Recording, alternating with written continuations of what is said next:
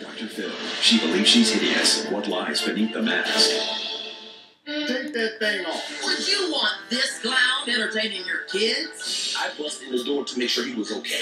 He's covered in water. There was a vodka bottle in the toilet. You need to man up, son. Judge Joe's School of Man Up. Today on Judge Joe Brown. A watered-down clown becomes the butt of his own jokes. Welder James Brown is suing his co-worker for damaging his home while the defendant was intoxicated. Defendant Kenneth Tarr is countersuing for loss of earnings capacity. Now it's Joe time. Mr. Brown, no relation. You're alleging that Mr. Tarr was hired to be a clown at your son's birthday party, also for your nephew.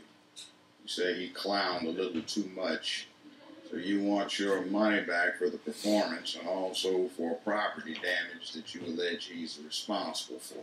Yes, sir. Mr. Tarr, you deny any responsibility for the property damage, and also imagine in here we have a claim that you gave an adequate performance, and you say you are entitled to damages for loss of earnings due to his, shall we say, defamation of character. That's correct, Your Honor. On the date of the party, you allege that the defendant arrived late. How late do you allege that he was? When we signed off, he should have been there at 6 p.m., and he showed up about 7:45. Hour and 45 minutes going on 2 hours. Yes, sir. So this is at the time, 9-year-old and another 9-year-old. Another, my nephew was 7 at the time. 9 and a 7-year-old. So this is getting kind of late at night. You say that he cut short his performance 20 minutes into it, and he asked to use the bathroom. Yes, sir. How long did he stay gone? He stayed up in the restroom about 45 minutes. And I went upstairs to the restroom. He had water coming from under the sill of the door. You heard him stagger. You heard his foot. He was in there panicking. I busted in the door to make sure he was okay. But I heard the water. I seen the water under the sill. I went in the door. He's covered in water. He had vomit on his shirt. He had vomit on the toilet. The toilet was overflowing. There was a vodka bottle in the toilet. He immediately started apologizing. Jay, I'm sorry, I'm stoned. And he started to help me. I started going to the hallway to grab towels and throw them down to stop all the water from going all over. Obviously, the flood was about an inch in the bathroom. After about 10 minutes in, my brother ran upstairs. Jay, there's water everywhere. Through the ceiling, it had erupted down where everybody were. I had a party of about 70 guests, about 45 kids there. We go downstairs. I told him, move the kids, let's get the kids, and let's get everybody out the room. In the main room where they were, he walked with me through there and helped us try to repair stuff, but it was just too much for him to be there. People were getting upset. And it was disgusting, Your Honor. It was horrible. Even like he walked around with me, and he's probably going to tell a different story. The entertainment sets destroyed. Toilet water all over our sofa sets. $15,000 in damage. All right. Now, that dark area, I take it, is water. Yeah. Yes, sir. Yes, sir. Okay, let's keep going. That's the second floor right there of the damage. That's the set right there that he destroyed. That like my kids' games are under there, and that's tucking. All those is taken with my phone. So, Mr. Tarr. How you doing, Your Honor? Thank you. All right, you two are welders at a steel yard. Yeah, I work in the industry that is threatened these days. Exactly. So we work in Compton, and basically been working down there. This is in Los Angeles. Mm-hmm. Now, I did him back in 2010. Got some people. I mean, I'm a gypsy. There's people in my caravan that refer me to different levels of work, and I give them at a discount. So the discounted service that I was giving them for the clowning, basically there's a perception about clowning that, yeah, you should show up with a nose. And this is what I do. This is a gypsy clown. This is my act. And if there's any misperception or misconception about how I clown, then, you know, maybe they could work out terms ahead of time before I actually get there and perform. He didn't show up with his animals, Your Honor, and he didn't show up with a costume. He said that he was going to show up with. That's why he charged me $400. He said I'm going to get a rabbit or something. He didn't show up with no animals. I do have animals sometimes. You know when you play the children's game of telephone sometimes, and you're getting referred through a lead. Oh yeah, this person wants to hire you for a party. Someone else had told him. Well, yeah, the clown outfit consisted of ordinary jersey, a knit hat, and a painted mask. But we're talking about 9 and 7-year-olds. I mean, they have expectations of what a clown is going to be. I mean, you can ask them to a man or to a boy. They were intellectually stimulated by what I brought to the table. I did arrive actually at 45 minutes later than even JB said. But the reason is that I'm colorblind. It's an ethnically diverse area. I started entertaining the wrong group of people. There was a lot of people out in the front yard. And JB, there's a guy like JB. Salient characteristics besides the obvious. Yeah, he's like, shades of brown, tan, pink, and all sorts that would indicate you have the wrong audience. I mean... So, maybe the kids that I entertained at first had a maybe quote-unquote better show, but not every star can shine on every night. You know, I'm not... I grew up in, like, a trailer. I understand you're an artist, but in the big canvas you were painting, you know, we still have this problem.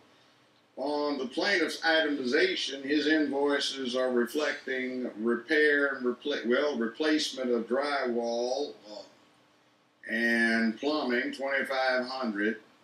Bathroom repairs themselves total $500. Reupholstering of the damaged furniture downstairs in the living room, $1,100. Loss of the electronics and TV for water inundation. With depreciated value totaling out at $1,500, and rug replacement $400, and you're talking about $400 an hour. What in the world is he supposed to have to pay out this amount of money? Do you know that the total damages, not including your $400, have come over the $5,700 worth of property damage?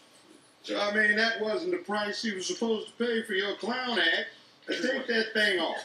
We'll be right back with Judge Joe Brown. I listed emails that he sent. He seems to have a personal vendetta. Let me see the emails. Pass those up.